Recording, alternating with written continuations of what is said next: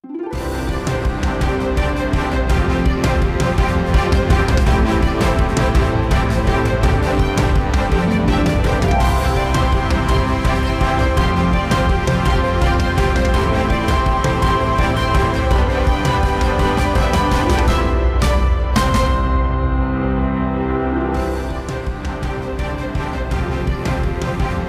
malam saudara, dalam pidato kenegaraan di sidang tahunan MPR, Presiden Prabowo Subianto menyebut efisiensi anggaran bertujuan untuk mencegah korupsi. Presiden juga menyebut tindakan korupsi sudah sangat memprihatinkan, bahkan perilaku korupsi sudah masuk ke hampir seluruh tingkatan eselon pejabat negara. Kami akan soroti hal itu dan hal lainnya yang akan juga menjadi sorotan adalah soal pemerintah daerah yang ramai-ramai menaikkan pajak bumi dan bangunan hingga memunculkan aksi protes masyarakat karena dinilai memberatkan warga. Pajak naik, warga pun menjerit. Saudara, Anda menyaksikan Sapa Indonesia Malam, saya Audrey Chandra. Dan saya Friska Clarissa, inilah Sapa Indonesia Malam selengkapnya.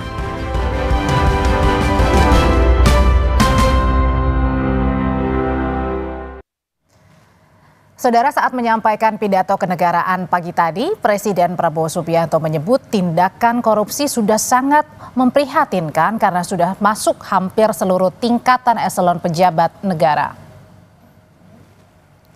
Prabowo menyebut perilaku korupsi sudah menyebar ke seluruh tingkatan pejabat negara. Ia berjanji akan terus memberantas korupsi di Indonesia. Presiden Prabowo juga mengungkap dengan efisiensi yang dilakukan pemerintah telah menyelamatkan 300 triliun rupiah dari APBN yang rawan diselewengkan. Prabowo mengatakan anggaran 300 triliun rupiah itu digeser untuk program yang langsung dirasakan rakyat.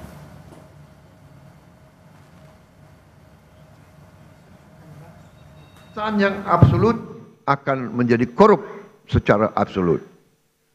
Kita paham bahwa korupsi adalah masalah besar di bangsa kita. Perilaku korupsi ada di setiap eselon birokrasi kita. Ada di setiap institusi dan organisasi pemerintahan. Perilaku korup ada di BUMN kita. Ada di BUMD kita. Ini bukan fakta yang harus kita tutup-tutupi. Setelah 299 hari saya memimpin pemerintahan eksekutif, saya semakin mengetahui berapa besar tantangan kita. Tahun 2025 ini kami telah identifikasi dan telah selamatkan 300 triliun uang, 300 triliun rupiah dari APBN yang kami lihat rawan diselewengkan. Salah satu pernyataan Presiden Prabowo saat membacakan pidato kenegaraan di sidang tahunan MPR bahwa Presiden bakal menindak pihak-pihak yang membackingi praktik tambang ilegal, sekalipun ada tokoh besar atau jenderal. Bahkan Presiden pun menegaskan bakal tegas dan tak akan melindungi kader partainya, yaitu Partai Gerindra, jika terlibat kong kali kong tambang. Dan saya beri peringatan, apakah ada orang-orang besar, orang-orang kuat, jenderal-jenderal dari manapun, apakah jenderal dari TNI atau jenderal dari polisi atau mantan jenderal, tidak ada alasan kami akan bertindak atas nama rakyat.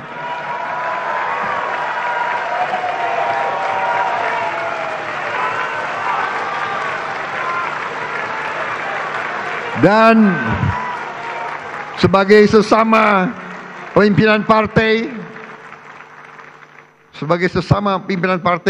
saya ingatkan anggota-anggota semua partai, termasuk partai saya Gerindra, cepat-cepat kalau ada terlibat, Anda jadi justice collaborator. Anda laporan aja, karena walaupun kau Gerindra, tidak akan saya lindungi, saudara-saudara sekalian. Ketua DPR RI Puan Maharani dalam pidato pengantar di sidang bersama DPR dan DPD RI 2025 menyinggung soal munculnya fenomena kritik kreatif.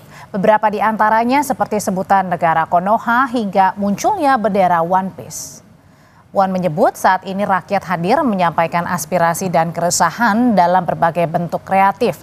Puan Maharani menyinggung soal munculnya fenomena kabur aja dulu, Indonesia gelap, negara Konoha, hingga pengibaran bendera anime One Piece di ruang digital. Puan bilang demokrasi tak terhenti di bilik suara saja, tapi disampaikan dengan cara yang kreatif. Menurut Puan, kebijaksanaan pemerintah diperlukan untuk mendengar dan memahami suara rakyat.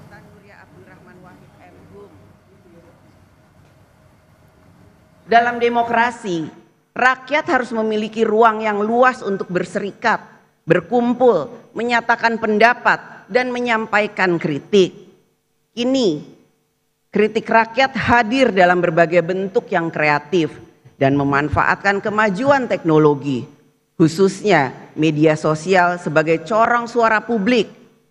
Ungkapan tersebut dapat berupa kalimat singkat seperti kabur saja dulu, sindiran tajam, Indonesia gelap, lelucon politik, negara Konoha, hingga simbol-simbol baru seperti bendera One Piece dan banyak lagi yang menyebar luas di ruang digital. Fenomena ini menunjukkan bahwa aspirasi dan keresahan rakyat kini disampaikan dengan bahasa zaman mereka sendiri. Bagi para pemegang kekuasaan, semua suara rakyat yang kita dengar bukanlah sekedar kata atau gambar. Di balik setiap kata ada pesan, di balik setiap pesan ada keresahan, dan di balik keresahan itu ada harapan. Kenaikan pajak bumi dan bangunan di Pati, Jawa Tengah memicu gelombang protes besar warga.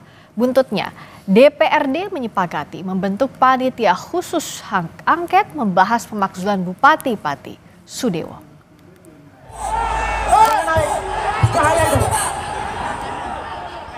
Rabu 13 Agustus, warga Pati tumpah ruah di depan kantor Bupati, menuntut Bupati Sudewo mundur, imbas kenaikan pajak bumi dan bangunan hingga 250%.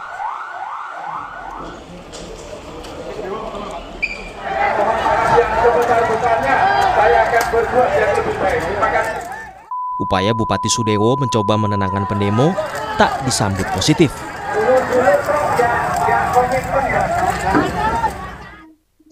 Menanggapi tuntutan masyarakat, DPRD Pati membentuk Pansus Hak Angket Pemakzulan Bupati Pati dan menggelar rapat maraton.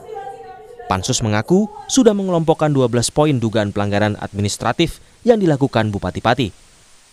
Dari teman-teman aktivis yang berdemo saat itu, kami diberikan 25 poin, di mana 25 poin ini kami klasifikasi, kami identifikasi sehingga menjadi 12 masalah. Dari 12 masalah itu, baru satu masalah yang kita bahas di dalam rapat pansus, yaitu masalah terkait dengan RSUD Suwondo. Kami sudah berupaya mempercepat sehingga kami maraton rapat dua hari, tanggal 13 dan tanggal 14. Kami rapat sampai malam hari, tanggal 14 sampai hampir maghrib kami rapat. Sehingga insya Allah untuk waktu itu bisa kami percepat dengan kami selalu maraton. Bupati Sudewo mengaku menghormati keputusan paripurna DPR mengenai Pansus Hak Angket Pemakzulan dirinya. Namun soal desakan mundur, Sudewo bilang dia terpilih secara konstitusional sehingga tak bisa begitu saja dimundurkan. Di kedepannya akan saya perbaiki segala sesuatunya. Ini merupakan proses pembelajaran bagi saya karena juga baru saja beberapa bulan menjabat sebagai bupati. Saya menghormati hak angket paripurna tersebut. Tuntutan kan sudah disampaikan tadi. Kalau saya kan dipilih oleh rakyat secara konstitusional dan secara demokratis, jadi tidak bisa saya harus berhenti dengan tuntutan. Untuk dengan tuntutan seperti itu, semuanya ada mekanisme. Belajar dari kasus Pati, Wakil Ketua DPR RI Sufmi Dasko Ahmad mengaku sudah berkoordinasi dengan Mendagri guna mengantisipasi adanya gejolak protes mengenai kenaikan tarif PBB di sejumlah daerah. Dasko juga menghormati mekanisme yang ditempuh DPRD Pati terkait tuntutan pemakzulan Bupati Pati. Ya, kita lihat kan sudah dilakukan proses-proses yang menurut saya sudah on the track dilakukan oleh DPRD Pati, dan kita hormati proses-proses itu sesuai dengan mekanisme yang ada, dan kita akan monitor perkembangannya demikian. Tadi sudah juga rapat evaluasi dengan Menteri Dalam Negeri mengenai beberapa hal perkembangan di daerah-daerah lain yang kemungkinan ada kebijakan yang sama, dan sudah kita minta kepada Mendagri untuk mengambil langkah-langkah yang nggak perlu untuk memitigasi hal yang serupa demikian. Desakan masyarakat Pati menuntut mundurnya Bupati Sudewo kini tengah diproses DPRD Kabupaten Pati. Pansus menilai dari 25 tuntutan warga ada 12 poin yang bisa dimasukkan ke ranah usulan pelaksanaan hak angket. Tim Liputan Kompas TV.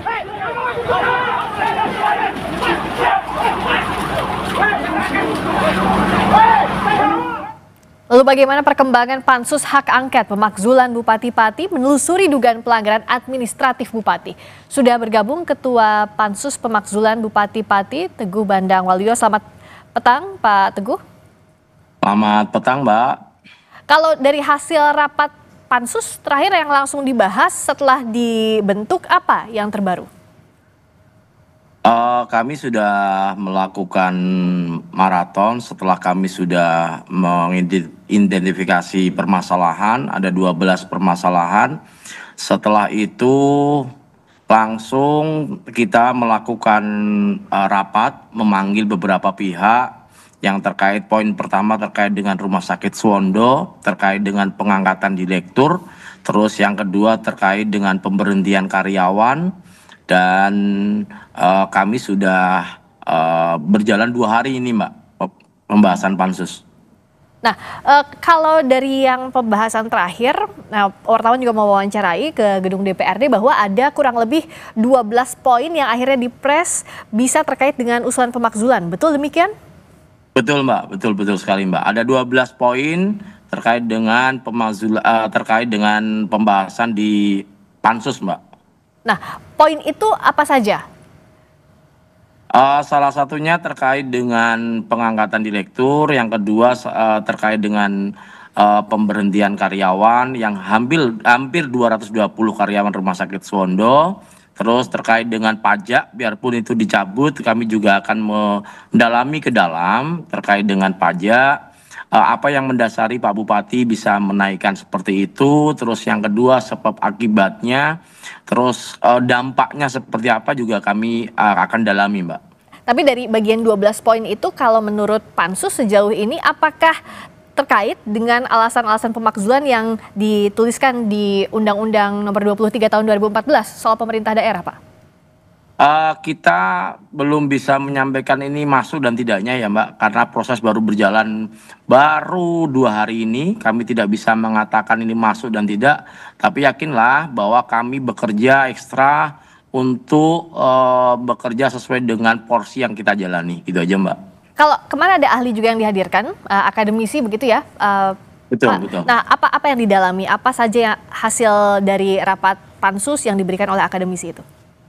Yang pertama, akademisi itu memberikan masukan kepada kami terkait proses dulu, tahapan. Jangan sampai tahapan pansus ini ada kesalahan, tahapan ini nanti ada kekeliruan sehingga nanti ada cacat hukumnya.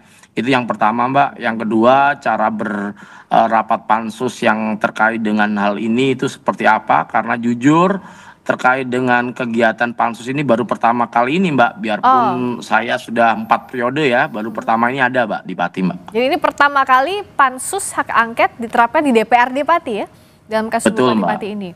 Nah, betul, Mbak. Dalam waktu 60 hari bisa dikatakan 60 hari ini cukup, tapi kan harus detail sekali.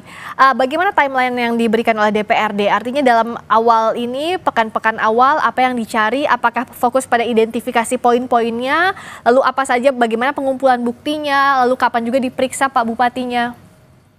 Baik, awalnya kita mengklarifikasi dulu terkait dengan ini kebenarannya dan tidak. Kami tidak bisa dong hari ini langsung memutuskan orang ini bersalah dan tidak. Kami tidak di posisi itu. Kami hari ini mencari atau mendalami materi terkait dengan isi-isi dari 12 poin tersebut. Setelah itu baru kita panggil pihak terkait, misal terkait dengan Rumah Sakit Suwondo terkait pengangkatan direktur.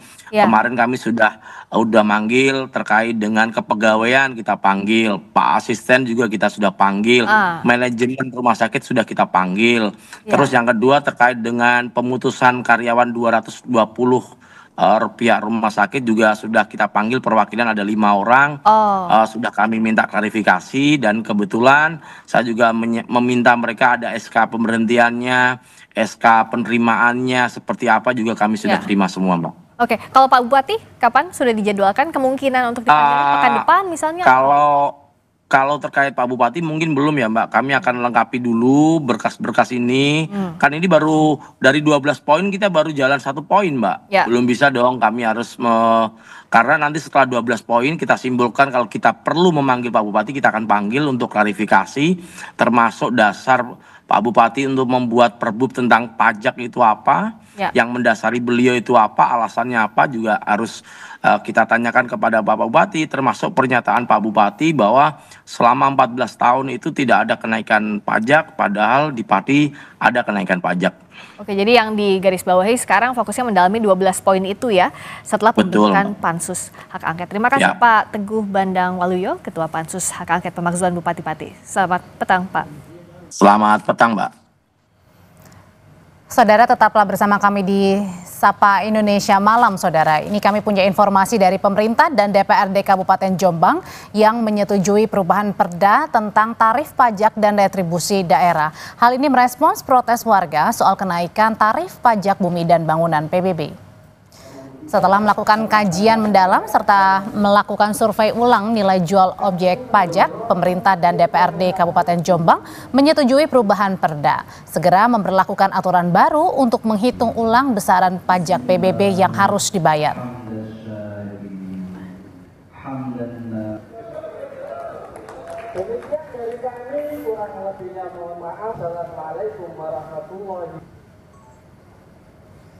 Penandatanganan diawali oleh Ketua DPRD Kabupaten Jombang pada acara penetapan perancangan peraturan daerah Kabupaten Jombang.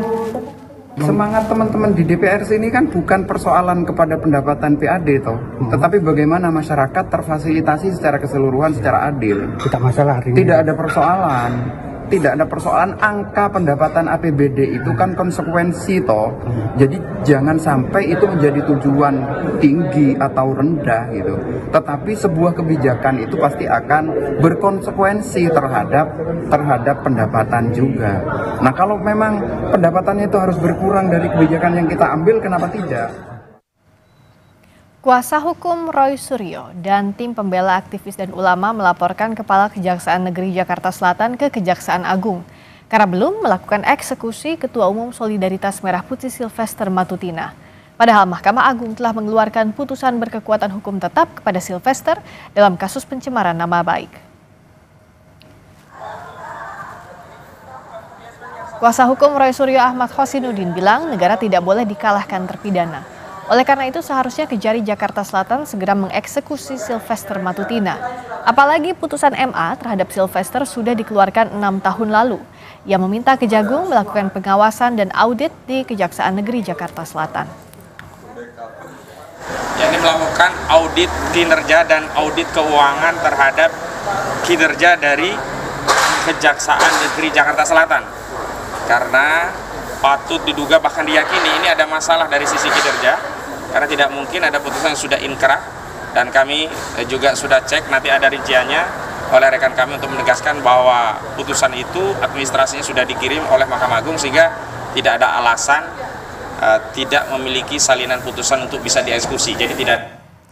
Saudara, pajak bumi dan bangunan PBB mendadak naik di sejumlah kota. Rakyat menjerit karena kenaikan pajak angkanya tak main-main. Usai jeda kami bahas.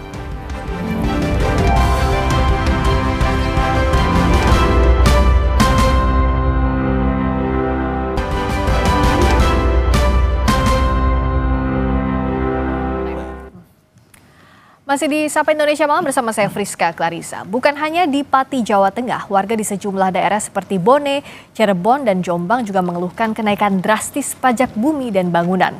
Pihak istana membantah naiknya PBB di sejumlah daerah karena berkurangnya dana dari pusat ke daerah akibat efisiensi anggaran. Unjuk rasa mahasiswa menolak kenaikan pajak bumi dan bangunan perdesaan dan perkotaan atau PBB P2 sebesar 300% di kantor Bupati Kabupaten Bone, Sulawesi Selatan, ricuh. Bentrok terjadi saat demonstran mencoba merangsek masuk ke kantor Bupati Bone, namun dihalau petugas. Mahasiswa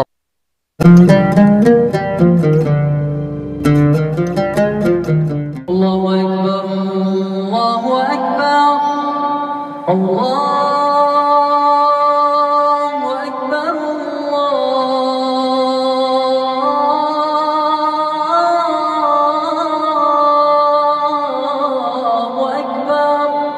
أشهد أن لا إله إلا الله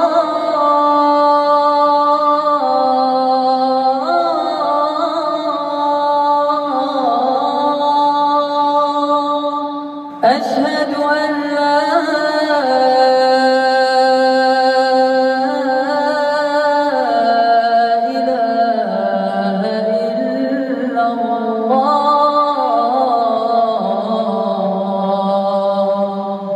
أشهد أن محمدا رسول الله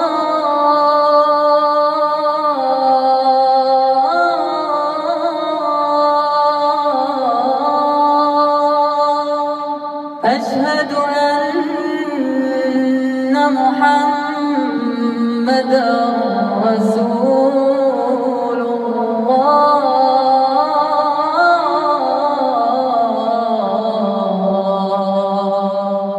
حي على الصلاة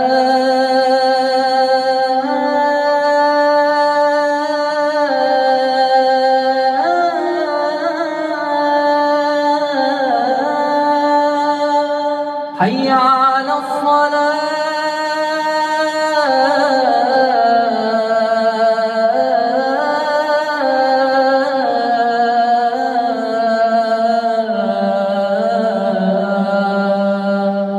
حي على الفلاح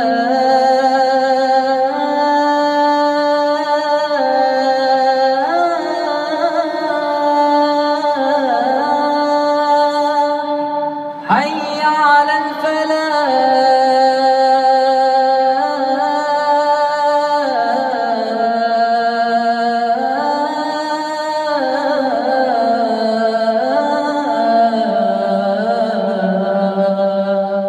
الله أكبر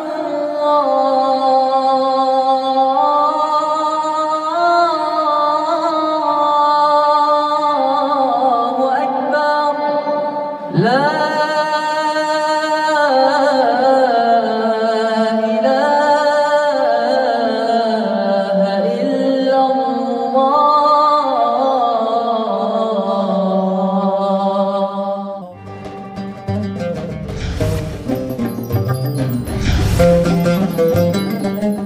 menuntut pemerintah daerah mengembalikan uang rakyat yang telah terlanjur membayar pajak.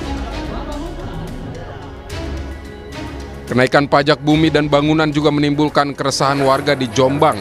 Sejumlah warga mengajukan keberatan karena pajak naik hingga 200%. Salah seorang warga memprotes dengan membayar pajak menggunakan uang koin dalam galon. Sejumlah warga kota Cirebon yang tergabung dalam paguyuban Pelangi Cirebon menuntut wali kota Cirebon untuk membatalkan kenaikan pajak bumi, bangunan atau PBB kota Cirebon.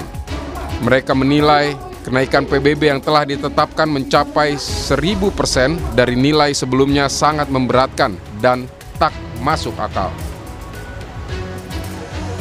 Pengamat ekonomi media Wahyudi Askar menilai efisiensi anggaran pemerintah membuat pemerintah daerah mengambil kebijakan instan dengan menaikkan pajak karena selama ini banyak pemerintah daerah bergantung kepada transfer dana dari pusat. Pati itu berkurang anggarannya 59 miliar. Berkurang 50 akibat karena efisiensi anggaran, dan itu besar sekali untuk Kabupaten Pati. Dan 70% kabupaten kota di Indonesia bergantung dari DAK dan EAU. Dan itu dipangkas oleh pemerintah dan ugal-ugalan. Item pemangkasan itu cenderung tidak hati-hati. Banyak proyek irigasi yang dipangkas yang ujung-ujungnya juga mengganggu layanan publik. Artinya ini saya sepakat bahwa ada persoalan leadership di Kabupaten Pati, tapi ada persoalan lebih besar yang harus kita antisipasi. Yaitu soal daerah nggak ada uang. Kepala Kantor Komunikasi Kepresidenan Hasan Nasbi membantah ada kaitan antara efisien anggaran dari pemerintah dengan kenaikan pajak di sejumlah daerah. Tuduhan bahwa hal-hal yang dilakukan oleh beberapa pemerintah daerah ini terkait dengan kebijakan efisiensi, kami menganggap ini sebuah tanggapan yang prematur. Ya, teman-teman, efisiensi di awal tahun 2025 itu tidak hanya untuk satu kabupaten kota, tidak hanya untuk 2 kabupaten kota, tapi untuk 500-an kabupaten kota, ya kan? Untuk 500-an kabupaten kota, untuk seluruh kementerian dan lembaga yang ada di pemerintah pusat. Jadi kalau ada kejadian spesifik, satu kejadian di Pati, ini dinamika lokal. Belajar dari kasus Pati, komunikasi dan transparansi menjadi penting agar kebijakan pemerintah daerah tidak bertentangan dengan kondisi warga. Tim Liputan Kompas TV. Pemerintah daerah ramai-ramai menaikkan tarif pajak bumi dan bangunan. Apakah cara ini dianggap cara instan bagi pemerintah daerah untuk menambah pendapatan atau memang kenaikan tarif dianggap lumrah? Kita akan bahas bersama dengan Ahmad Doli Kurnia dan juga Trubus Hardianto. Selamat malam Bapak-Bapak. Selamat malam. Assalamualaikum. Waalaikumsalam warahmatullahi wabarakatuh. Ini ya kita bicara sekarang melihat dinamika ternyata nggak cuma di Pati aja, tapi ada di berbagai daerah. Rakyat marah karena pajak kok naiknya bisa sekian ratus%, ada yang bahkan sampai 1000%.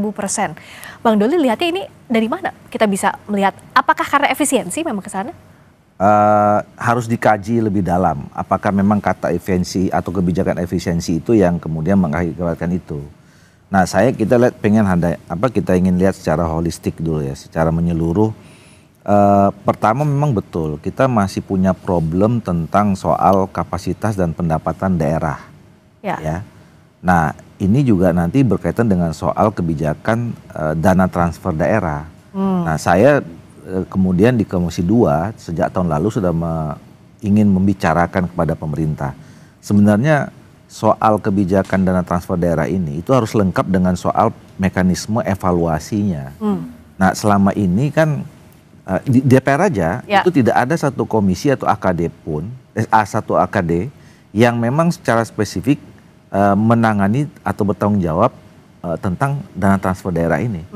Nah, saya bukan karena waktu di Komisi 2, tapi kan yang menjadi pembina kepala daerah itu kan Kementerian Dalam Negeri yang mintanya Komisi 2. Nah, harusnya kita tuh punya mekanisme dana transfer DAU dan DAK itu kan harus dievaluasi tiap tahun. Kalau misalnya ada kinerja kepala daerah atau daerahnya bagus, ini harus ada reward dong. Iya kan? Nah, kalau misalnya sebaliknya harus ada punishment. Nah, ini kan kita nggak tahu nih. Dana evaluasi itu naik, DAU, DAK turun itu karena apa?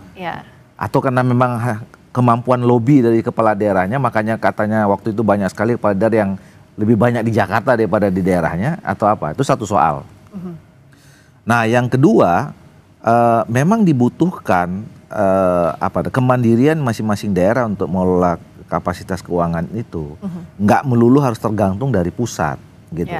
Nah, harus dicari memang potensi-potensi ekonomi di daerah itu seperti apa, termasuk kemampuan leadership kepemimpinan kepala daerah yang inovatif dan kreatif gitu loh. Nah, kejadian ini itu terjadi pada 3 dan keempat hal berikutnya. Pertama soal mau gampang saja. Instan ya Pak. Instan, ya kan? Ya udahlah daripada pusing nyari-nyari sumber yang lain atau memikirkan yang susah-susah, gampang aja. Kita tarik aja dari rakyat. Nah, dia lupa mereka tuh terpilih dari rakyat. Iya. Ya gitu. Dan kalaupun misalnya mau diterbitkan kebijakan itu, tanya rakyat dulu gitu loh. Rakyat setuju apa enggak gitu kan. Nah, ini kan enggak nih, langsung main tetapkan 2.000, 1.000, 200, 400 dan segala macam. Nah, yang ketiga komunikasi, komunikasi politik gitu. Nah, oleh karena itu menurut saya ini simptom saja, fenomena gunung es aja, cuman hanya muncul Pati, Jombang, Cirebon. Dan menurut saya ini mungkin hampir sama. Nah, oleh karena itu ini nggak bisa dibiarkan terlalu lama. Nah, ini setuju. Nggak bisa dibiarin terlalu lama. Saya ke Pak Trubus Rahardiansyah dari sisi pengamat kebijakan publik. Karena waktunya kita nggak panjang, sementara kebijakan ini kan sudah kadung disampaikan ke masyarakat. Yang baru bilang batal ya Pati sama Jombang, itu pun sudah banyak amarah publik. Apa yang bisa dilakukan? Ya, harus dilakukan, pemerintah pusat melakukan evaluasi menyeluruh terhadap kebijakan terhadap TKD itu sendiri. Karena kan selama ini sebenarnya TKD itulah yang memancing daerah-daerah itu melakukan pemekaran. Ini kan menjadi yang nggak pernah ada kajian, walaupun kajian akademis sudah ada, tetapi ini kan tidak pernah menjadi pertimbangan government. Yang kedua ya menyambung ke Mas Doli tadi bahwa memang dibutuhkan namanya ini Mbak entrepreneur government, di mana kemudian pemimpin itu harus inovatif kreatif, jangan apa-apa instan. Ini harus ada, kan sebenarnya ada layanan misalnya sumber-sumber lain itu melalui PPP, Public Private Partnership misalnya, atau KPBU kerjasama pemerintah badan usaha, itu bisa dilakukan. Tapi yang dilakukan mereka karena nggak mampu untuk itu. Yang ada adalah biasanya kita menerima sekian, kita ngabisin. Kan kalau menghabiskan sesuatu yang sudah ada ya tentu semua orang bisa. Ini nggak ada pikiran untuk itu. Nah, yang ketiga memang saya melihat bahwa pemerintah pusat itu sendiri seperti ada pembiaran. Jadi biarkan, karena dia menganggap itu sudah otonomi daerah, jadi urusan keuangan sudah dikasih saja. Sudah nanti nggak ada tadi evaluasi apapun, nggak ada apakah digunakan betul untuk itu nggak ada. Terus yang ada itu laporannya hanya sifatnya, selama ini kan kebijakannya memang itu bottom up. Di bawah diusulkan. Kan setelah dirubah dengan pola yang baru namanya top down, nah ini kemudian seolah-olah menjadi benturan. Padahal itu segala sesuatunya kalau ada komunikasi publik tadi yang bagus, nggak ada itu istilah seperti itu. Karena di mana-mana di seluruh dunia teorinya ya soal desentralisasi, sentralisasi itu adalah masalah komunikasi. Bagaimana komunikasi itu berimbang. Nah, persoalan yang ketiga ini memang munculnya arogansi, munculnya kesewenang-wenangan otoritas yang disalahgunakan menurut saya lebih kepada ini perpaduan politik yang mengarah kepada seperti kebanggaan karena kita koalisi, kita partai besar, kita itu yang seringkali dimunculkan di daerah-daerah, dan ini seringkali menjadi trigger bagi mereka untuk membuat kebijakan yang sesungguhnya ya kata petik mencekik rakyat itu gitu loh. Karena memang dia nggak punya sense of crisis, tidak ada pikiran bagaimana mengembangkan suatu wilayah yang dia punyai, dan dia tidak tahu bisa berbuat apa-apa. Dan itu anehnya baik eksekutif, legislatif semuanya kayak publik melihatnya kayak ngegongi gitu. Oke, semuanya kok semuanya malah yang ngedukung, padahal rakyatnya tercekik. Itu yang menjadi problem. Bang Doli, karena sudah banyak pergerakan di masing-masing daerah, jangan sampai kan ini makin tidak kondusif. Ya, makanya kalau kami di DPR khususnya Komisi 2 kita akan minta di pimpinan Komisi 2 dalam rapat internalnya besok di hari pertama kedua masa sidang ini itu akan kita mengundang Kementerian Dalam Negeri, Menteri Dalam Negeri untuk membahas soal ini. Nah, sebetulnya di masa sidang kemarin kita udah bahas tentang soal dana transfer daerah ini, ya. Kita minta kepada Menteri Dalam Negeri untuk melakukan assessment gitu, terus kajian bagaimana nih kita mengatasi soal kelemahan-kelemahan ekonomi yang terjadi di daerah ini, gitu ya. Nah, ini tinggal lanjutnya ini. Jadi artinya kemarin kita udah bahas, ini ada kasus harus semakin serius lagi, ya. Harus ada solusi, ya, harus ada konsep baru tentang soal hubungan antara pusat dan daerah terkait masalah keuangan ini. Nah, Artinya pemerintah pusat kalau Pak Trubus lihat nggak bisa dong angkat tangan bilang bahwa nggak ada hubungannya antara efisiensi misalnya antara transfer ke daerah yang berkurang dengan adanya gejolak di berbagai daerah dinaikannya pajak di sejumlah daerah. Iya nggak bisa karena apa? Pada akhirnya kan misalnya ini taruhlah seorang bupati ini kan harusnya naik ke atas melakukan semacam konsultasi publik dulu. Konsultasi dengan atasannya kan siapa? Gubernur kan, gubernur itu kan BPP, wakil pemerintah pusat di daerah. Ya.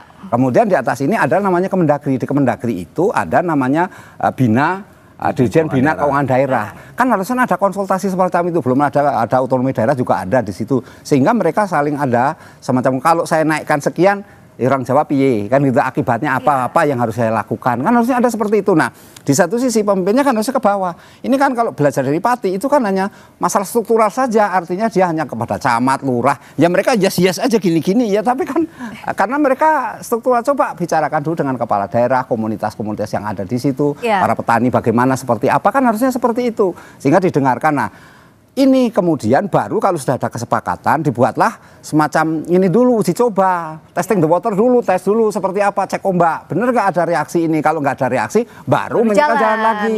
Kalaupun mau naik sekitar 500 atau mau 1000% pun bisa dilakukan kan itu secara bertahap, kan aturannya cuma 3 tahun, minimal 3 tahun pajak itu dievaluasi. Nah itu 3 tahun dinaikkan, tapi kenaikannya jangan mencolok. Hampir semua aturan kan cuma 20-100% paling tinggi. Lah kalau di atas 100% ya orang akan menjerit, Mbak. Iya akan menjerit karena banyak warga yang bilang bahwa ini jahat. Bagaimana tidak, masyarakat tuh taunya saat bayar PBB, loh kok jumlah saya jadi segini. Bang Doli, emang seberapa terdesaknya sih kalau di DPR lihat kondisi daerah kok sampai tidak ada sosialisasi sama sekali, masyarakat nggak tahu, tiba-tiba di bilnya ada harus naiknya ratusan sampai. Nah itu kelemahannya tadi saya katakan. Jadi pertama soal komunikasi bagian dari leadership, yang kedua memahami mekanisme terhadap pengambilan kebijakan. Itu yang saya pernah katakan. Kalau misalnya ya keinginan atau kebijakan ini mau diterbitkan melalui mekanisme yang tepat, mungkin tidak sebesar ini reaksinya. Misalnya, bicarakan dulu dengan DPRD. Dan biar kuat, bukan lagi perbub, tapi mungkin perda, kalau disetujui oleh DPRD. Nah DPRD pasti, kalau kemudian ini disampaikan konsep, dia akan tanya dulu tuh pasti sama konstituennya, ada hearing dulu, ada uji publik, dan macam-macam sebelum peraturan itu diterbitkan. Nah itu kan kita bisa dengarkan feedbacknya. Nah kalau pada saat kita dengar feedback itu banyak nggak setuju, ya ditinjau ulang kebijakannya, sampaikan ke Bupati, ini nggak bisa. Nah ini kan enggak nih, DPRD pun di bypass juga. Dia terbitkan perbub, naik sekian ratus %, habis itu ada reaksi masyarakat, dia tantang pula, kemudian sampaikan ke gubernur udah bilang tolong ditinjau ulang. Bahkan Pak Prabowo kemarin udah katakan juga kan berapa yang lalu, itu tolong jangan diteruskan. Tapi masih terus juga. Nah jadi udah complicated jadi masalahnya soal Pati ini. Beda kan dengan kasus yang lain ya. Kalau komunikasinya bagus dan kemudian didengar pendapat masyarakat, mungkin saya nggak selalu ini. Tapi itu kan dihilir. Nah hulunya tadi itu menurut saya masalah tadi soal bagaimana kita mengatur soal hubungan keuangan pusat daerah yang betul-betul proporsional. Nah sementara ini apakah transfer ke daerahnya ya tidak diefisiensikan dulu begitu? Mungkin nggak atau nggak mau itu sudah diketok palu dari pemerintah pusat, nggak bisa apa-apa, sekarang bolanya di daerah? Ya nggak, tapi sebenarnya begini, kalau memang akibat ini disebabkan karena tadi kebijakan efisiensi, itu yang saya katakan tadi belum tentu benar. Karena sepahaman kita, Pak Presiden dalam mengambil kebijakan efisiensi itu kan pasti juga mempertimbangkan faktor-faktor atau variabel-variabel yang tidak mengurangi kepentingan rakyat. Kan visinya Pak Prabowo itu, gitu ya. Nah, makanya itu yang kita cari tahu. Kita nggak boleh dulu kemudian mengatakan ini sebab dari itu. Kalaupun misalnya iya ya, katakanlah gitu ya. Ini kan namanya gubernur, kemudian bupati, wali kota, itu kan juga secara implementasi kebijakan perpanjangan tangan pusat kan.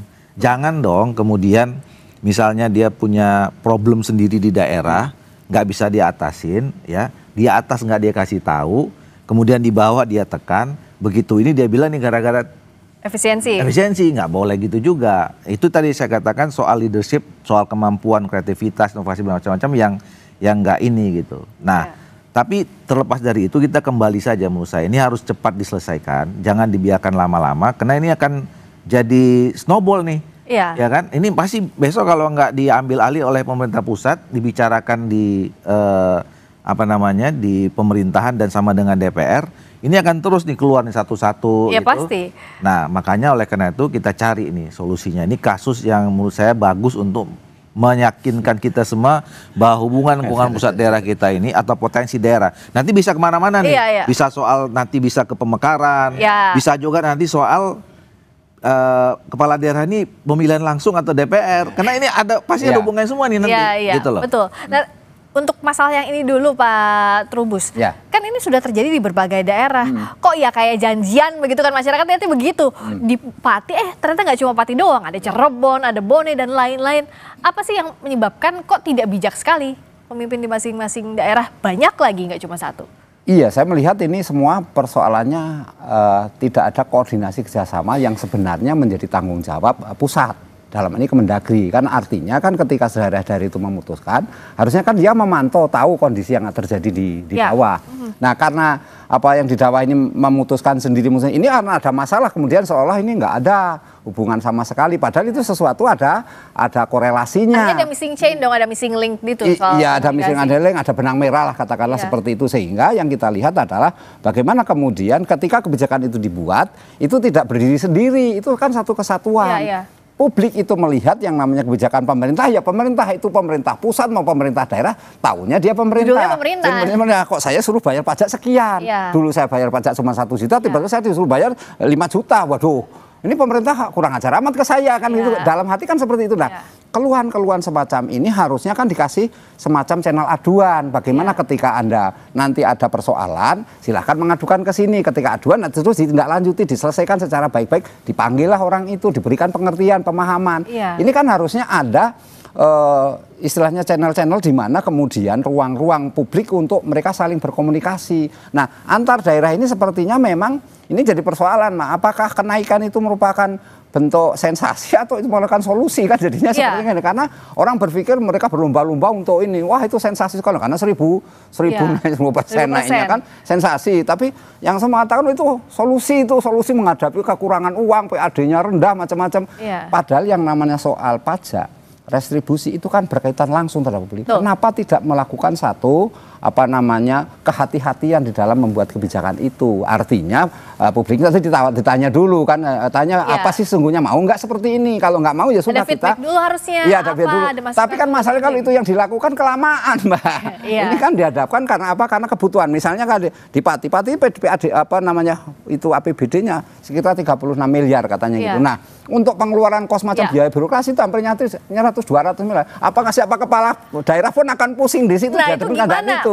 Jalan tengahnya solusinya untuk publik juga tidak terbebani, nggak dapat beban dari pemerintah, sementara pemerintah daerahnya harus putar otak seperti apa sih yang disebut inovatif dan juga kreatif dalam waktu singkat untuk menutupi jumlah anggaran yang dibutuhkan, apa yang harus dilakukan. Tapi usai jeda di Sapa Indonesia Malam, kami segera kembali.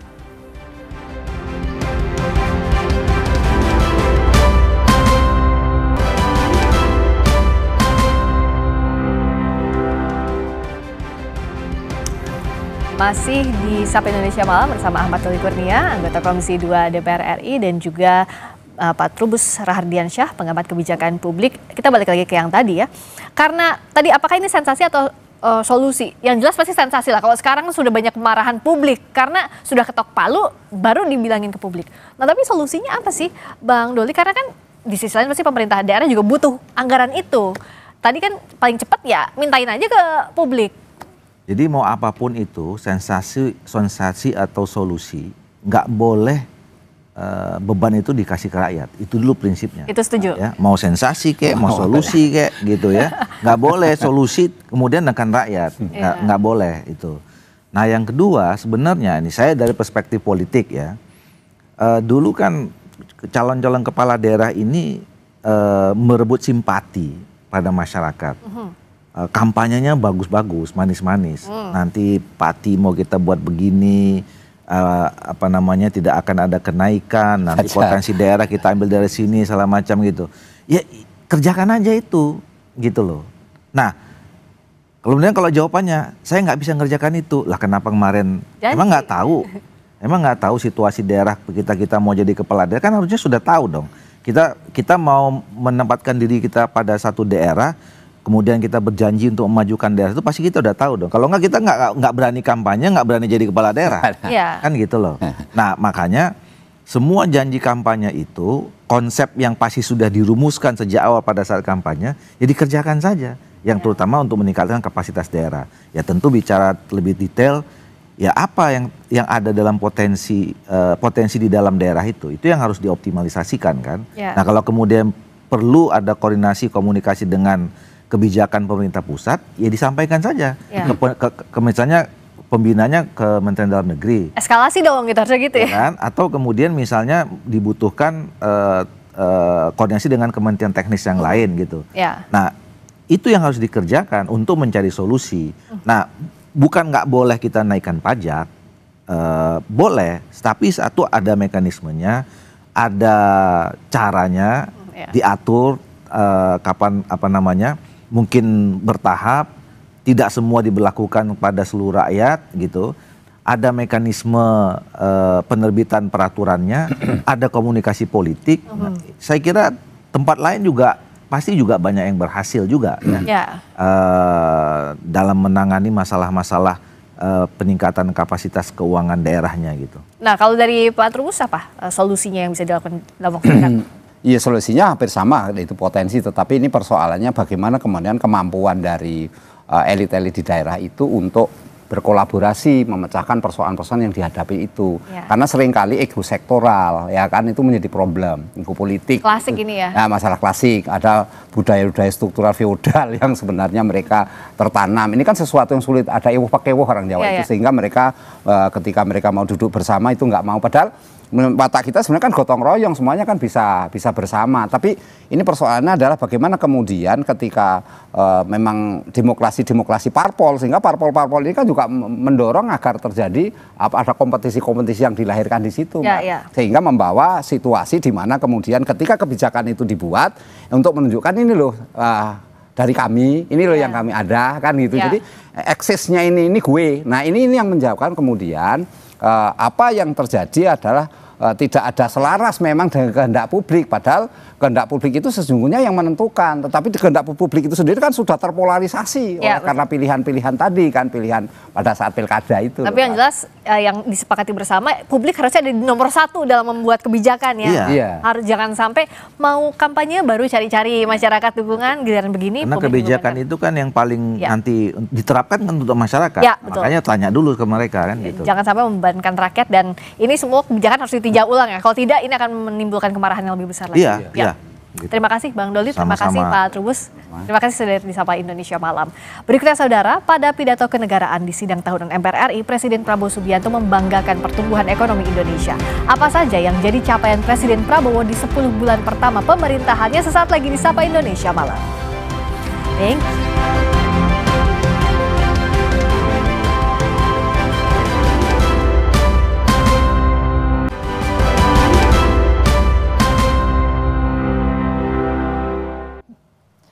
Presiden Prabowo Subianto saudara menyebut dunia memuji transisi kepemimpinan dari Presiden ke-7 Joko Widodo kepada dirinya. Menurutnya keberhasilan transisi didukung oleh demokrasi Indonesia yang khas dan sejuk. Prabowo bilang sejumlah pemimpin negara kerap bertanya kelancaran transisi kepemimpinan dari presiden sebelumnya di tengah negara lain tak mampu melaksanakannya semulus Indonesia. Prabowo menyebut pergantian presiden di Indonesia berjalan dengan kedewasaan politik dan semangat persatuan.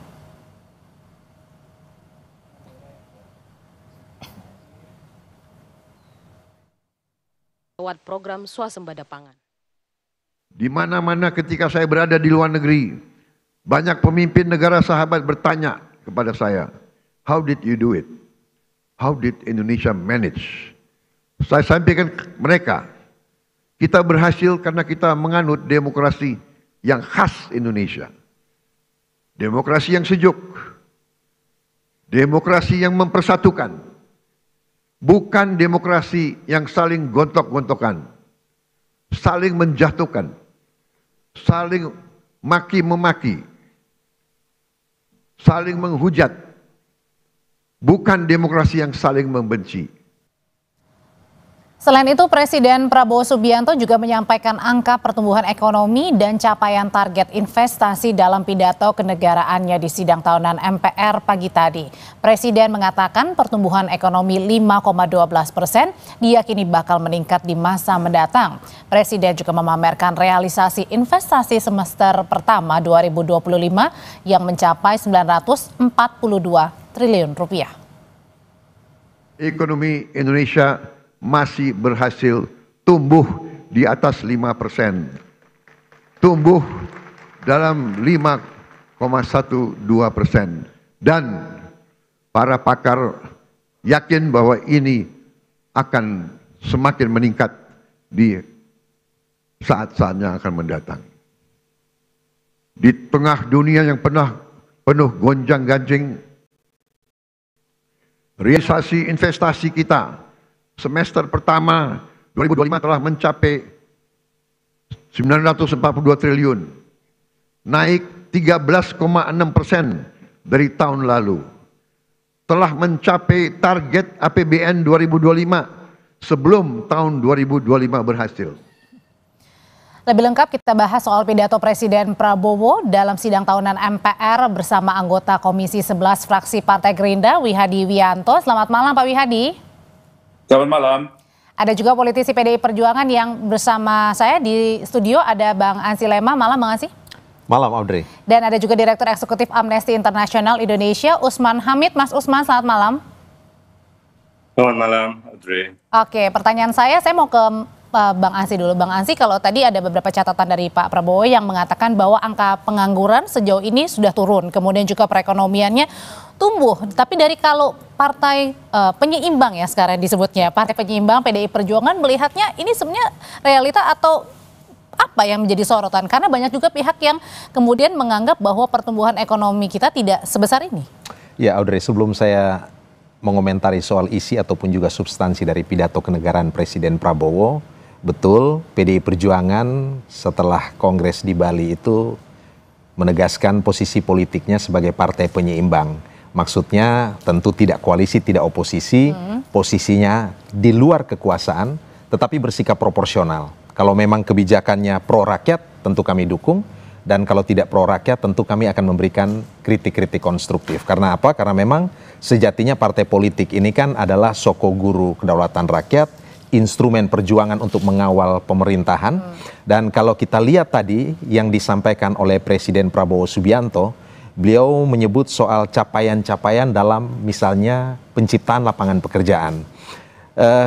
Tentu kami ingin melihat angka-angka yang diinsert dalam pidato tadi.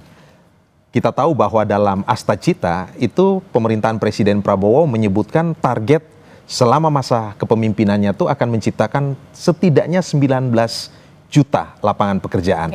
Dan disebutkan dalam waktu kurang dari 1 tahun, 7-8 bulan ini sudah tercipta 1,9 juta. Tetapi kalau kita melihat di masyarakat hari-hari ini, justru beberapa waktu lalu itu gelombang job seeker atau para pencari kerja itu sangat banyak.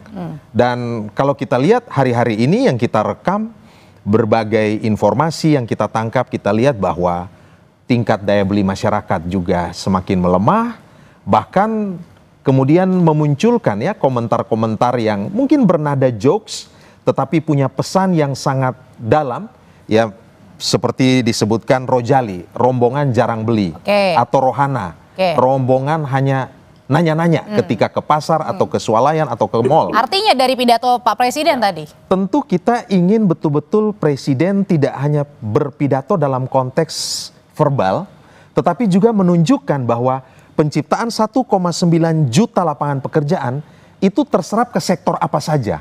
Angkatan kerja itu diserap di sektor apa saja. Sektor otomotif, sektor pertanian, sektor jasa, apa saja. Kami ingin melihat itu. Dan sebarannya ada di detailnya seperti apa. Itu sama juga seperti yang tadi Presiden mengatakan bahwa investasi di semester 1 itu naik sekitar 13%. Dengan angka itu sekitar 900-an triliun lebih. Nah, kami juga ingin melihat sebenarnya investasi yang ada di Indonesia atau masuk ke Indonesia itu di sektor-sektor ekonomi apa, dan menyerap apakah 1,9 ini juga punya keterkaitan dengan ya investasi yang meningkat sampai 13% itu. Nah, angka-angka ini belum gitu, dijelaskan secara detail karena kami tidak melihat ada derivasinya. Nah, kalau detailnya lebih baik kita tanyain aja ke partai Pak Prabowo ya, Partai Gerindra, ada Pak Wihadi. Pak Wihadi ini mungkin mewakili juga ya PDI Perjuangan, ingin tahu nih sebenarnya detail-detail pencapaiannya seperti apa sih, seperti tadi angka pengangguran yang turun, tapi kemudian muncul di mana-mana fenomena rojali, kemudian juga pencari kerja yang banyak sekali ini bertebaran untuk mencari kerja tapi belum mendapatkan pekerjaan, Pak Wihadi. Iya, begini. Jadi angka yang disampaikan ya Pak Prabowo itu kan berdasarkan angka dari data BPS. Nah, tentunya BPS ini kan mempunyai survei terhadap tingkat daripada pengangguran. Dan kalau kita melihat juga bahwa apa yang dengan investasi itu juga kita melihat bahwa data daripada BPS. Kalau kita melihat dari semua yang ada saat ini, memang kalau kita fakta di lapangan yang disampaikan tadi mengenai masalah adanya Joko Jali, Rohana, ini kan kita bicara mengenai masalah bagaimana di level kita memang pada saat yang kemarin, apakah memang mereka-mereka itu adalah pada saat mereka yang harus konsumtif. Tapi kalau kita lihat daripada data yang ada, itu adalah kita belanja rumah tangga, bukan belanja konsumtif. Kalau kita bicara Rojali, ini kan bicaranya adalah di mall, yang mereka mungkin bicarakan bukan barang-barang konsumtif, barang-barang yang berkonsumsi untuk rumah tangga. Kalau kita melihat kan pertumbuhannya di barang-barang konsumsi rumah tangga. Justru kita melihat bahwa Pak Prabowo itu memberikan stimulus, 2 kali stimulus, itu kurang lebih sekitar 57 triliun. 57 triliun stimulus itu diberikan adalah untuk mendorong adanya pertumbuhan ekonomi dan mendorong daya beli. Kita melihat bahwa di situ kita ada diskon listrik, kemudian juga jalan tol, transportasi, kemudian kita juga melihat adanya bansos. Nah, ini kan berarti kita melihat bahwa memang segmen saat ini, kalau kita melihat segmen yang di bawah, atau segmen yang kita melihat bahwa segmen yang memang perlu diberikan stimulus. Kalau saat ini kita melihat tentang investasi, kita melihat bahwa pertumbuhan ekonomi di Sulawesi itu meningkat cukup tajam. Dan kemudian juga di daerah Bintan menunjukkan angka pertumbuhan ekspor. Nah, ini semuanya sebenarnya data-data ini kan data-data yang kita dapatkan ada dari BPS. Nah, kalau kita melihat saat ini, memang posisinya adalah posisi yang memang apakah memang dahulu ini yang daya beli menurunnya ini memang apakah dulu tidak menjadi suatu bubble yang sekarang ini adalah real kita bicara, gitu kan? Nah, ini kan kita juga melihat mereverse pada saat ini, pada saat dulu. Pak Wihadi, tapi bagaimana juga tadi dengan meningkatnya daya beli untuk di bidang rumah tangga begitu, tapi satu sisi juga pencari kerja banyak sekali, atau bahkan yang misalnya terkena PHK juga banyak sekali ini.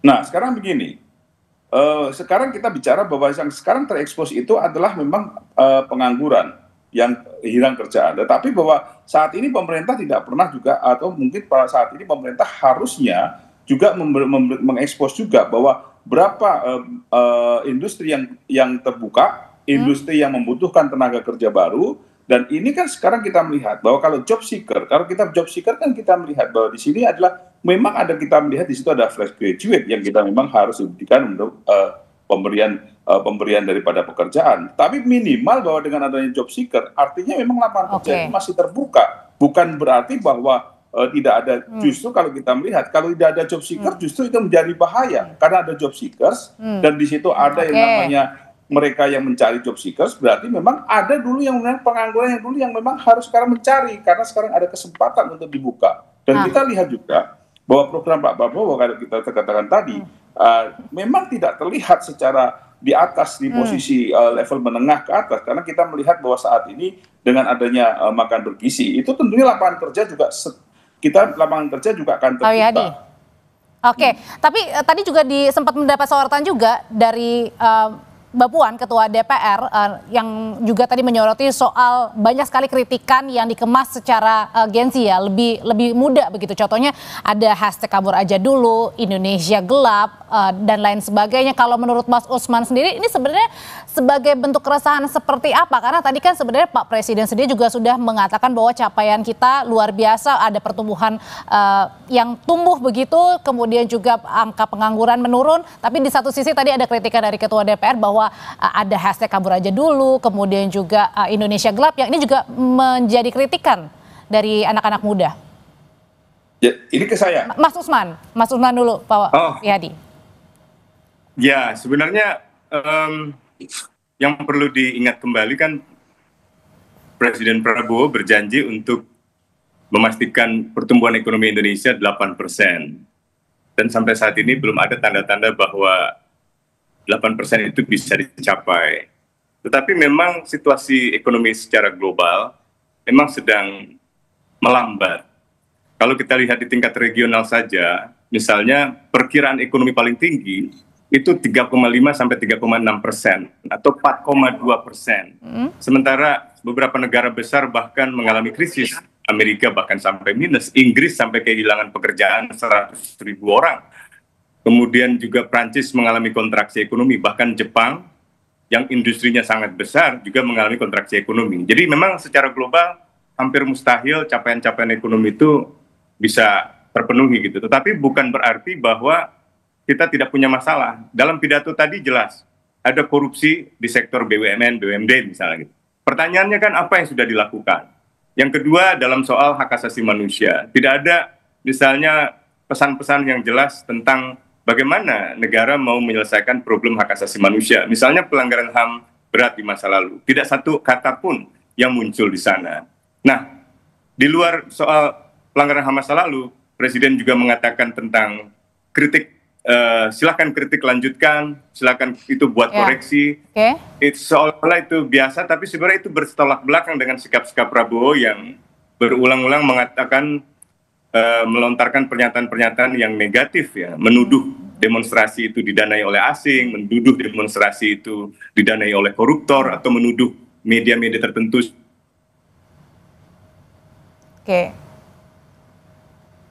Oke, sebelum kita lanjutkan lagi ke Mas Usman, karena tadi komunikasinya kurang baik, jadi kita mau penegasan. Jadi maksudnya kalau tadi Mas Usman adalah berarti yang dikatakan bahwa seperti apa, bahwa tadi ketika misalnya boleh dikritik, tapi kemudian satu sisi ada sisi yang mempertanyakan begitu ya jika ada yang mengkritik. Nah, kalau dari Mas Usman sendiri pandangannya seperti apa, nanti kita akan jeda sejenak.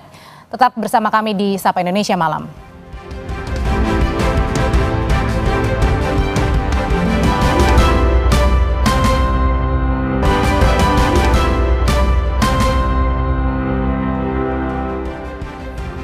Saudara Presiden dalam pidato negara sidang tahunan MPR juga mengatakan selama awal tahun 2025 pemerintahannya sudah berhasil mengamankan anggaran negara hingga 300 triliun rupiah yang selama ini rawan diselewengkan. Anggaran sebesar itu sebelumnya diakui digunakan untuk bancakan oknum pejabat yang rawan dikorupsi.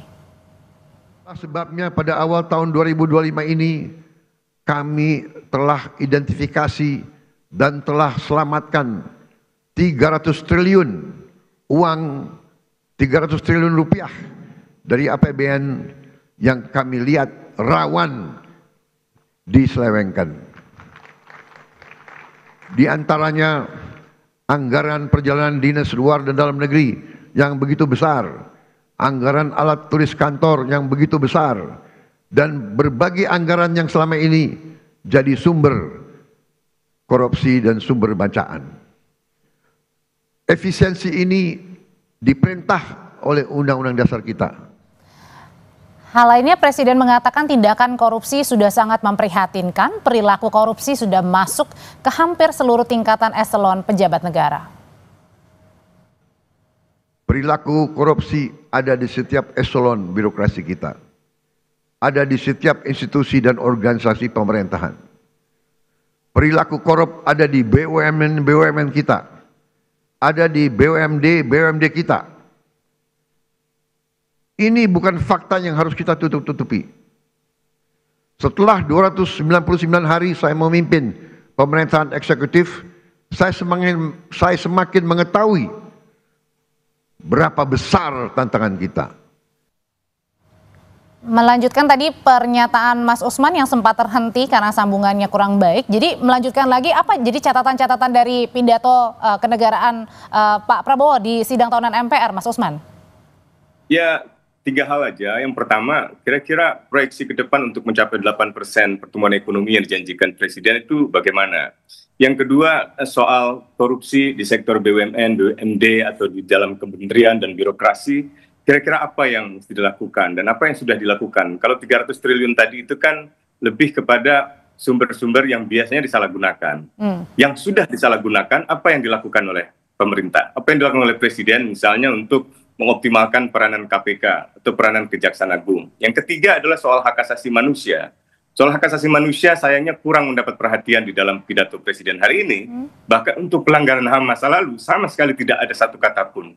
Padahal ada banyak urgensi yang sangat jelas untuk menyelesaikan pelanggaran HAM masa lalu. Misalnya rencana penulisan ulang sejarah dari Kementerian Kebudayaan itu dipandang banyak menyangkal pelanggaran HAM berat di masa lalu. Yang kedua, ada wacana untuk menetapkan mantan Presiden Soeharto sebagai pahlawan. Padahal di dalam TAP MPR nomor 11 misalnya agenda pemberantasan korupsi, kolusi, dan nepotisme di masa kepresidenan masa lalu itu juga belum selesai. Belum lagi pertanggungjawaban atas pelanggaran HAM berat di masa lalu. Kalau itu tidak diselesaikan, saya kira akan terus berulang. Berulang itu bukan hanya terhadap warga masyarakat biasa, tetapi juga terhadap anggota TNI sendiri, anggota polisi sendiri. Yang terakhir adalah kasus Prada Luki. Itu adalah kasus yang menunjukkan betapa keberulangan kekerasan, keberulangan pelanggaran HAM itu terjadi karena kita tidak pernah memecahkan problem pelanggaran HAM di masa lalu dengan cara-cara yang adil. Gitu. Jadi ditambah lagi, saya kira kalau kita lihat fakta dalam paruh pertama tahun ini, Amnesty International mencatat setidaknya 104 aktivis mengalami intimidasi, kriminalisasi. Tapi kalau tadi disebutkan dalam pidato bahwa dunia ini memuji, mengakui demokrasi kita, Mas Usman?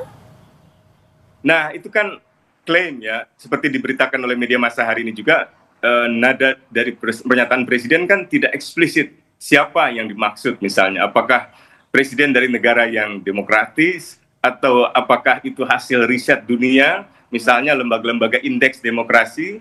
Sebab lembaga indeks demokrasi seperti Fidem Institute yang berbasis di Swedia, itu menggolongkan Indonesia tidak lagi sebagai negara demokrasi elektoral, melainkan negara autokrasi elektoral. Tentu ini adalah hasil dari penilaian panjang jauh sebelum pemerintahan Prabowo ada, yaitu di masa pemerintahan Jokowi, di mana institusi-institusi demokrasi itu mengalami pelemahan. Nah, balik lagi ke PDIP. Kalau misalnya tadi kan PDIP mempertanyakan sebenarnya bagian-bagian mana ketika pertumbuhan atau misalnya angka pengangguran turun. Tapi kan tadi Pak Prabowo juga dalam pidato tadi menyatakan bahwa kita sudah berhasil loh mengamankan 300 triliun rupiah yang selama ini rawan akan bancakan untuk dikorupsi begitu. Ya, 300 triliun itu efisiensi, penghematan yang selama ini dipandang atau dinilai sebagai sumber-sumber kebocoran ataupun juga perilaku yang inefisien. Tetapi kan kalau kita menyimak beberapa kali rapat ya, misalnya antara Menteri Keuangan dengan Komisi 11 misalnya, kan kita juga di situ berkembang juga pertanyaan. Kabarnya ini efisiensi, tetapi dalam rancangan anggaran menuju 2026 itu semacam yang terjadi adalah pergeseran, penajaman, bahkan beberapa direktorat jenderal itu meminta anggaran yang lebih. Itu satu. Yang kedua, bagaimana dengan utang kita? Setelah efisiensi, apakah utang kita turun ataukah mengalami peningkatan? Itu yang pertama. Yang kedua, kita itu misalnya misalnya kita bicara soal MBG. Tentu MBG ini dikaitkan dengan upaya untuk membangun, meningkatkan kualitas manusia lewat anak-anak didik kita. Tetapi dalam banyak kasus kita melihat bahwa ada banyak persoalan di sana misalnya. Misalnya keracunan secara massal, ya distribusi yang agak terlambat, dan sejauh mana MBG ini memberdayakan produsen-produsen, petani, peternak, dan nelayan.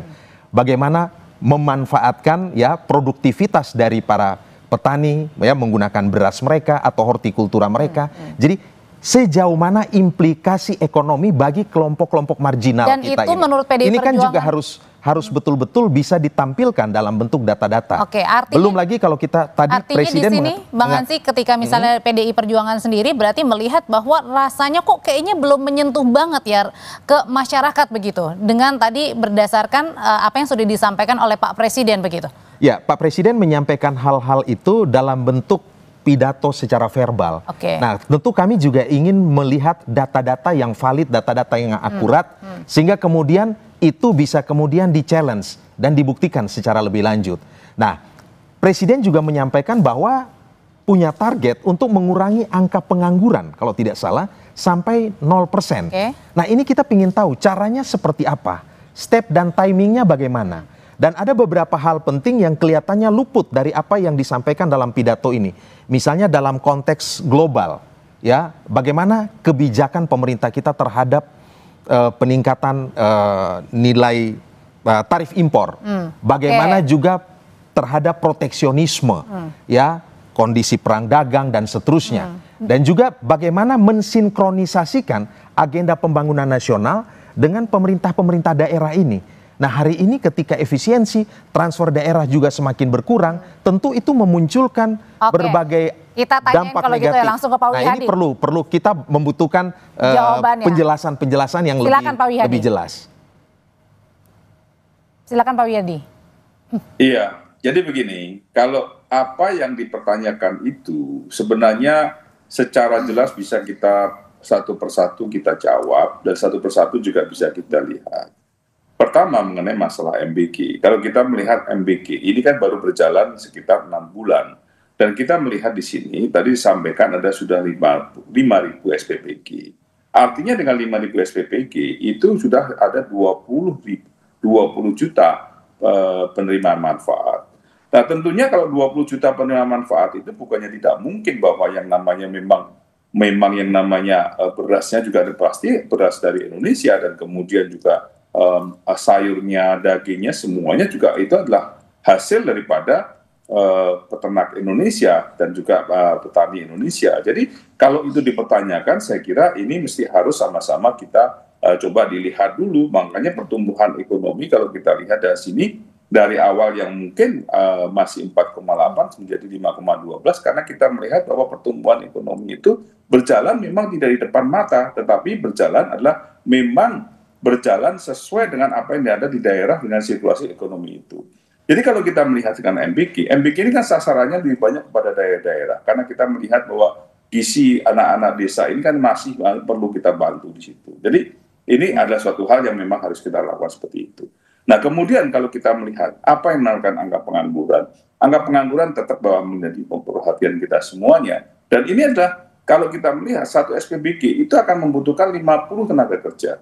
Nah, kalau sekarang dengan satu SPBG, satu unit SPBG itu 50 tenaga kerja, kita bisa kalikan dengan 50 tenaga kerja itu dengan berapa SPBG yang ada. Nah, hal-hal seperti inilah yang memang membuat optimisme bahwa program-program Pak Prabowo itu adalah program-program yang untuk kebutuhan rakyat. Kalau kita melihat efisiensi yang diarahkan itu kan kita harus lihat bahwa efisiensi yang dari awal memang tidak semata-mata bahwa efisiensi itu adalah tidak istilahnya anggarannya itu dipotong, bukan, tetapi adalah memang pengalokasian. Kita melihat bahwa nah ini ingin ditanyakan juga Pak Wihadi kepada PDIP, sebenarnya alokasinya ini yang kemana begitu? Nah, kalau kita melihat begini, pertama kali bahwa yang namanya 2020 APBN 2025 itu kan dibahas di tahun 2024. Pembahasan 2024, nomenklatur kementerian itu juga berubah pada saat 2025. Tentunya kementerian-kementerian baru memerlukan anggaran-anggaran lagi. Dan ini perlunya ada alokasi ke anggaran itu. Kemudian kalau kita lihat program-program unggulan Pak Prabowo, itu ada memerlukan penambahan untuk program-program itu. Kalau kita melihat bagaimana yang namanya sekolah rakyat, kita melihat bahwa sekolah rakyat itu adalah bagaimana kita membuat sekolah rakyat status sekolah rakyat. Itu adalah untuk anak-anak yang kurang mampu, yang mereka tidak bisa bersekolah, yang mereka akan menjadi sekolah dan mereka dengan asrama. Ini kan membutuhkan anggaran juga. Kemudian dengan koperasi merah putih. Nah, hal-hal seperti ini memang ekonomi yang disasar oleh Pak Prabowo dalam 2025 program-programnya adalah program-program yang langsung menyentuh kepada masyarakat.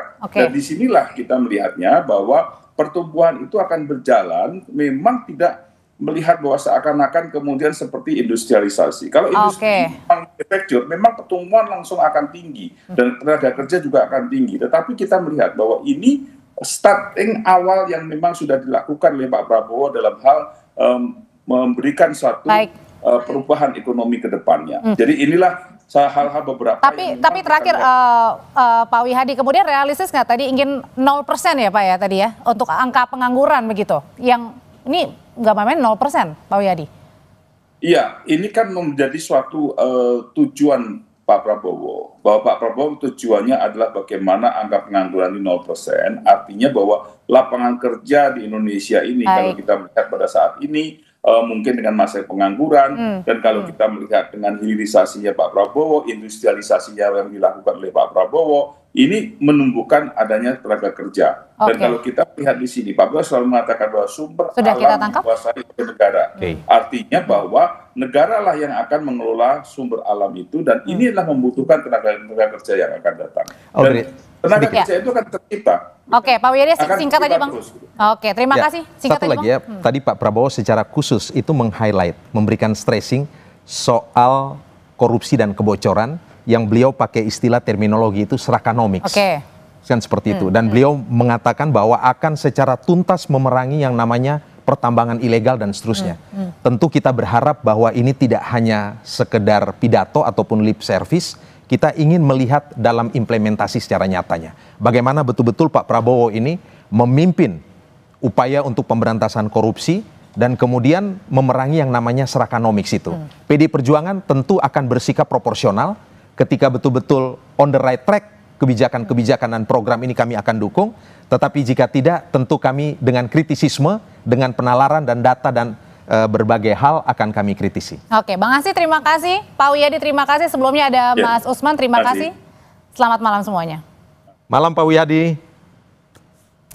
Setelah ini saudara kami akan hadirkan informasi dari ada yang berbeda di sidang tahunan MPR kali ini karena Presiden dan Wakil Presiden tak memakai baju adat seperti tahun-tahun sebelumnya. Saat lagi kami kembali.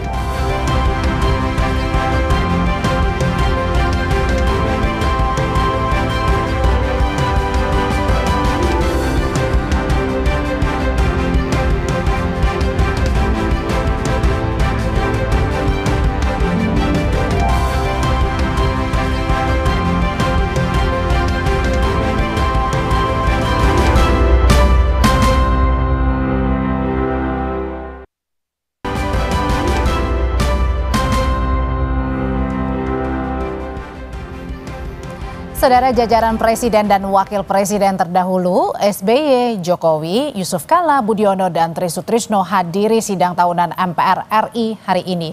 Ada momen menarik usai Presiden Prabowo menyelesaikan pidato perdananya. Presiden ke-7 RI, Joko Widodo, memberi 2 jempol saat Presiden menyalami Jokowi.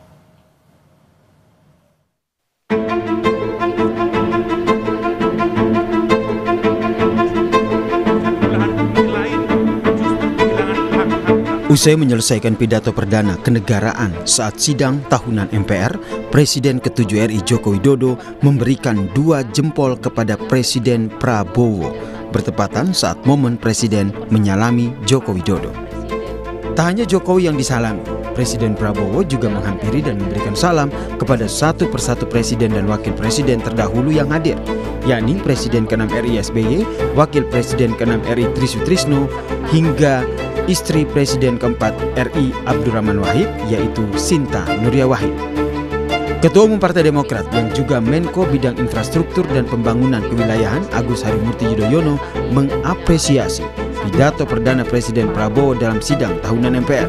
AHY mengatakan momen ini menjadi pengingat kembali seluruh tokoh harus bekerja sama meningkatkan kesejahteraan bangsa. Kita kembali harus menyatukan segala energi bangsa ini. Di usia ke-80 tahun Indonesia harus semakin berdaulat, semakin mandiri. Kita ini semua juga menjadi momentum 20 tahun Indonesia menuju 2045. Mulai hari ini kita semua harus bekerja sama seluruh elemen bangsa, termasuk melalui agenda prioritas dan program-program yang diharapkan bisa meningkatkan kesejahteraan rakyat. Selain pidato Presiden, ada momen lain yang menarik, yaitu saat Wakil Presiden Gibran Rakabuming yang berganti warna dasi sebelum sidang tahunan MPR dimulai. Awalnya ketika tiba di gedung DPR MPR, Gibran mengenakan dasi berwarna merah. Namun ketika berfoto bersama dengan Presiden hingga acara berlangsung, Gibran tampak memakai dasi berwarna biru. Kata Mensesnek Prasetyo Hadi, penggantian warna dari Wapres Gibran tidak dipersoalkan. Jangan terlalu sensitif lah. Tadi kan juga ada pesan dari Bu Puan kan, setelah semua proses demokrasi selesai kita harus move on dan jangan baperan. Acara sidang tahunan MPR kali ini ditutup dengan nyanyian lagu Nusantara yang diikuti oleh seluruh peserta. Tim Liputan, Kompas TV. Presiden ke-7 Republik Indonesia Joko Widodo saudara menghadiri sidang tahunan MPR tahun 2025. Sebelum sidang dimulai, Joko Widodo yang datang sebagai tamu undangan turut menyapa sejumlah pejabat termasuk sejumlah wakil presiden terdahulu. Jokowi tiba di gedung DPR MPR Senayan, Jakarta dan disambut oleh sejumlah tokoh dan pejabat. Jokowi menyapa sejumlah wakil presiden terdahulu termasuk juga wakil presiden ke-6 Tri Sutrisno. Keduanya menyempatkan untuk saling bertukar kabar dan berbincang hangat.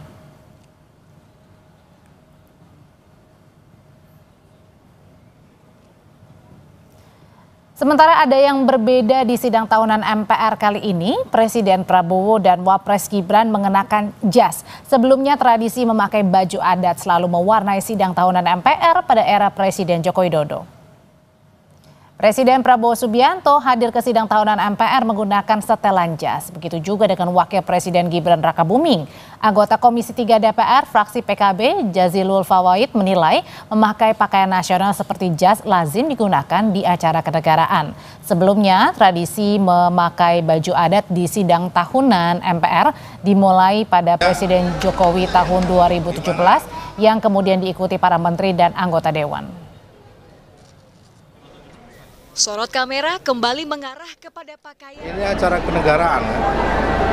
Ya tentu kita menggunakan sipil lengkap, menggunakan baju yang selama ini memang lazim dilakukan atau dipakai dalam busana kegiatan kenegaraan. Saya pikir wajar kita semua pakai jas sesuai dengan busana nasional kita. Pak Prabowo patriot, jadi pakai nasional pasti. Saat menyampaikan pidato kenegaraan pagi tadi, Presiden Prabowo Subianto menyebut tindakan korupsi sudah sangat memprihatinkan karena sudah masuk hampir seluruh tingkat eselon pejabat negara. Prabowo menyebut perilaku korupsi sudah menyebar ke seluruh tingkatan pejabat negara. Ia berjanji akan terus memberantas korupsi di Indonesia. Presiden juga mengungkap dengan efisiensi yang dilakukan pemerintah telah menyelamatkan 300 triliun rupiah dari APBN yang rawan diselewengkan. Prabowo bilang anggaran 300 triliun rupiah itu digeser untuk program yang langsung dirasakan rakyat.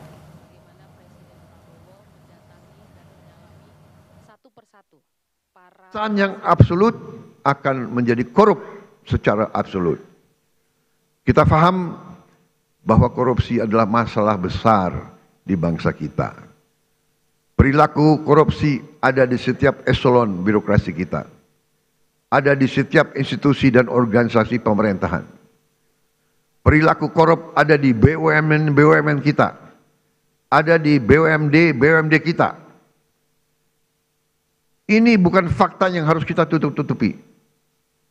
Setelah 299 hari saya memimpin pemerintahan eksekutif, saya semakin mengetahui berapa besar tantangan kita. Tahun 2025 ini kami telah identifikasi dan telah selamatkan 300 triliun uang, 300 triliun rupiah dari APBN yang kami lihat rawan diselewengkan. Saudara, salah satu pernyataan Presiden Prabowo saat membacakan pidato kenegaraan di sidang tahunan MPR bahwa Presiden bakal menindak pihak-pihak yang membackingi praktik tambang ilegal sekalipun ada tokoh besar atau jenderal. Bahkan Presiden pun menegaskan bakal tegas dan tak akan melindungi kader partainya, yaitu Partai Gerindra jika terlibat kong kali kong tambang. Dan saya beri peringatan, apakah ada orang-orang besar, orang-orang kuat, jenderal-jenderal dari manapun, apakah jenderal dari TNI atau jenderal dari polisi atau atau mantan jenderal, tidak ada alasan kami akan bertindak atas nama rakyat.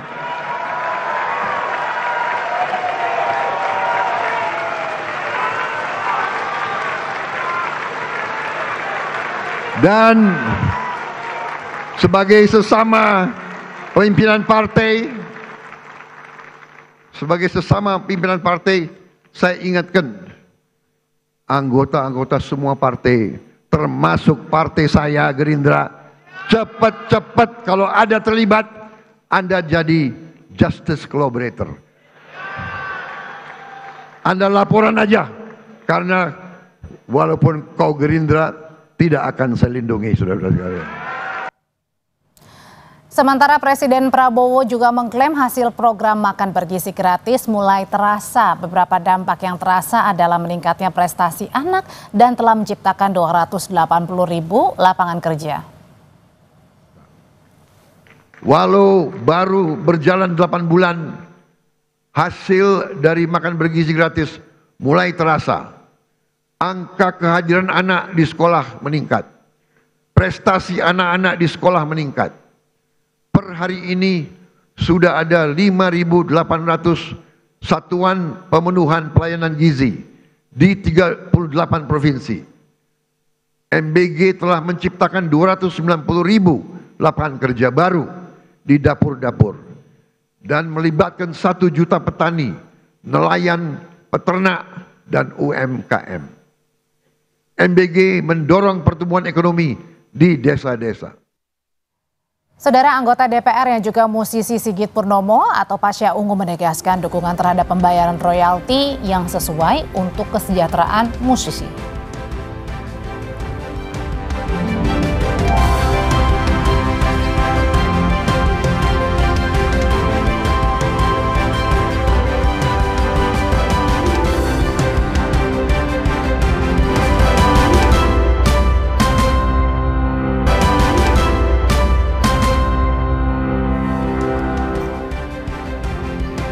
Saudara, seorang pria warga Bau-Bau, Sulawesi Tenggara menyamar menjadi mempelai wanita. Aksi ini kemudian terungkap sesaat sebelum proses ijab kabul dimulai. Saudara Lili ya, saya buka ya. Buka, buka, kasih lihat ke itu. Apa ini? Inilah momen saat keluarga mempelai pria di Baseang, Kecamatan Lembang, Kabupaten Pinrang, Sulawesi Selatan memaksa mempelai wanita memperlihatkan mukanya yang ternyata adalah seorang laki-laki. Pelaku dan mempelai pria yang menjadi korban selama ini menjalin hubungan jarak jauh. Korban mengaku selama ini belum pernah melihat langsung wajah pelaku karena selalu memakai cadar atau masker. Selama menjalin hubungan, korban juga kerap mengirimkan sejumlah uang kepada pelaku yang mengaku yatim piatu.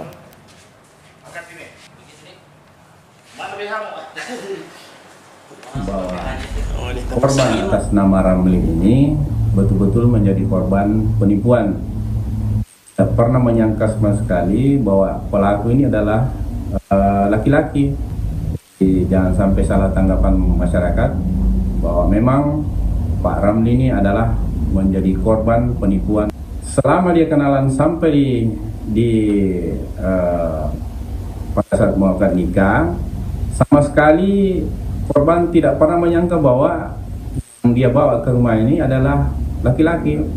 Dia tahunya bahwa ini adalah perempuan tulen, tapi ternyata baru ketahuan setelah dibuka cadarnya. Sorotan berikutnya, Ditres Narkoba Polda Metro Jaya mengungkap peredaran narkotika jaringan internasional dengan barang bukti sabu seberat 516 kg. Jaringan ini melibatkan 4 negara yakni Iran, Tiongkok, Malaysia, dan Indonesia. Pengungkapan berawal dari laporan masyarakat pada Juli 2025 terkait adanya peredaran narkoba sindikat jaringan ES WNA yang ditangkap tahun 2004. Dari laporan ini kemudian polisi menyelidiki dan menangkap 7 tersangka. 2 tersangka berperan sebagai bandar dan 5 tersangka berperan sebagai kurir. Salah satu rumah kontrakan pelaku yang dijadikan gudang ini ditemukan sabu lainnya sebanyak 470 kg yang kemudian dikemas dalam 484 bungkus plastik.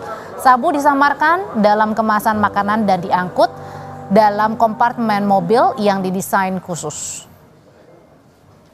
Bahwa barang-barang ini berasal dari luar, ya. Yang pertama, barang ini berasal dari Iran dan juga ada yang berasal dari China, kemudian transit di pelabuhan Malaysia baru masuk ke Sumatera. Dari Sumatera yang saya sampaikan tadi, mereka memodifikasi kendaraan, ya, salah satu kompartemennya bagaimana tidak bisa di-tag oleh aparat keamanan, aparat hukum. Anggota DPR yang juga musisi Sigit Purnomo atau Pasha Ungu menegaskan dukungan terhadap pembayaran royalti yang sesuai untuk kesejahteraan musisi. Pasha berharap dengan regulasi soal royalti, industri musik serta musisi bisa lebih sejahtera. Menurut Pasha, perdebatan yang terjadi di tengah isu pembayaran royalti menjadi sesuatu yang baik, cerminan diskusi yang berjalan.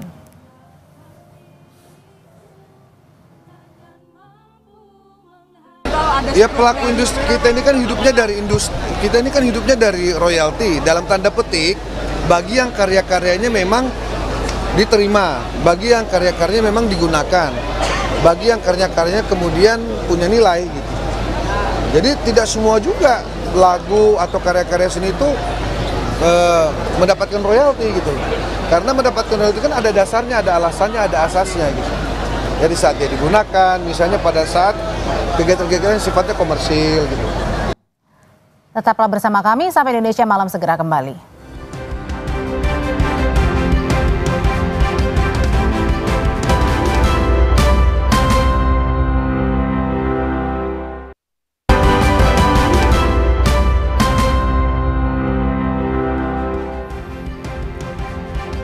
Masih di Sapa Indonesia Malam, presenter sekaligus komedian Nina Carolina atau lebih dikenal dengan nama Mpok Alpa meninggal dunia setelah dirawat di Rumah Sakit Darmais akibat penyakit yang dideritanya.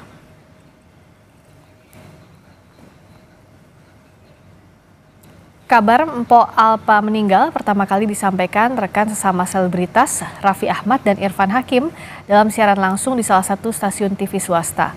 Mpok Alpa yang meninggal di usia 38 tahun dikenal publik karena gaya bicaranya yang lugas namun penuh humor dengan gaya logat Betawi. Kerabat serta kawan selebritas seperti Raffi Ahmad, Irfan Hakim, dan Astri Welas yang mengetahui kepergian Mpok Alpa langsung datang ke rumah duka. Astri Welas tak menyangka Mpok Alpa menderita sakit selama ini. Sebab setiap kali bertemu di lokasi syuting, almarhumah selalu ceria.